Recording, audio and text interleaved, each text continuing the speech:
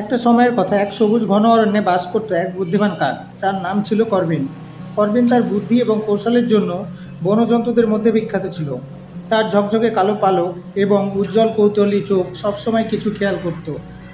একটি রোদ উজ্জ্বল সকালে করবিন একটি উঁচু অক গাছের ডালে বসে বনভূমির মাটি পর্যবেক্ষণ করছিল। সে দেখল একজন শিকারী লম্বা রাইফেল হাতে নিয়ে গোপনে বনভূমির মধ্যে চলছে। শিকারী পশুদের ধরার জন্য খুঁজছিল এবং করবিন জানত যে এটি তার বন্ধুদের জন্য বিপদের সংকেত। দ্রুত করবিন অন্য পশুদের সতর্ক করতে উড়ে গেল। প্রথমে সে গেল খরগোশ বাসায়, যেখানে তার বন্ধু রুবি খরগোশ থাকত। রুবি রুবি, সে ডেকে উঠল, বনে একজন শিকারী আছে, তুমি দ্রুত লুকিয়ে পড়ো। রুবির চোখ ভয়ে বড় হয়ে গেল। ধন্যবাদ করবিন, আমি অন্যদের জানাবো। সে ছুটে গিয়ে অন্য খরগোশদের সতর্ক করতে লাগলো। করবিন এখানেই থামেনি, সে উড়ে গেল সেই ঘাসভূমিতে যেখানে হরিণ চড়ে বেড়াচ্ছিল। ডেইজি, ড্যারেল, সে ডেকে উঠল হরিণ ভাই বোনদের উদ্দেশ্যে, বনে একজন শিকারী আছে, সাবধান হও এবং লুকিয়ে থাকো। হরিণ ভাই বোনদের কৃতজ্ঞতায় মাথা নাড়ালো এবং নিরাপদে আরও লুকানো জায়গা খুঁজতে লাগলো। করবিন তার মিশন চালিয়ে যেতে থাকলো। কাঠবিড়ালি, কাঁটাবৃত্ত এবং ধীরে চলা কাঠসিমদের সতর্ক করল। প্রতিটি পশু তাকে ধন্যবাদ জানিয়ে আড়াল হয়ে গেল। কিন্তু করবিন জানতো যে শিকারী সহজে চলে যাবে না।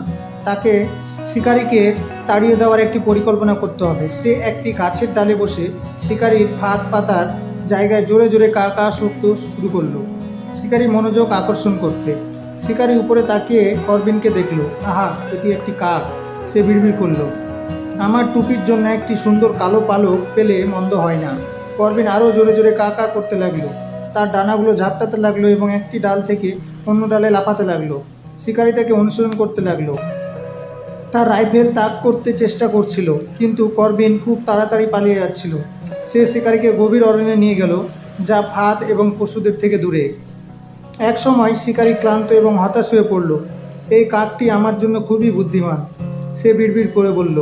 আমি তাকে কখনোই ধরতে পারবো না। ক্লান্ত হয়ে সে ফিরে গেল, বন থেকে বেরিয়ে গেল। করবিন তার ডাল থেকে দেখলো শিকারী দূরে চলে যাচ্ছে। সে একটি বিজয়ী কা কা করলো এবং তার বন্ধুদের দেখতে বন কেন্দ্রে ফিরে গেল।